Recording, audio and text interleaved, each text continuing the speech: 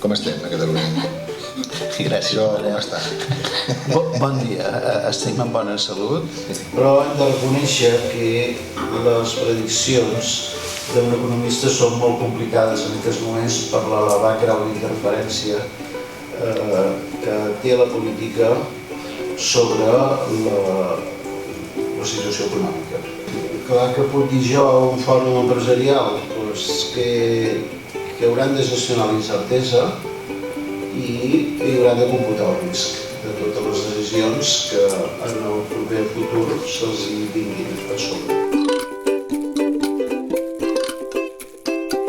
O sigui, aquesta idea de que la distribució de la renda ja no és homogènia i progressiva, augmenta en funció de l'esforç, sinó que és un cop de sort, fa que molta més gent fiï en aquesta idea de que la vida és una loteria.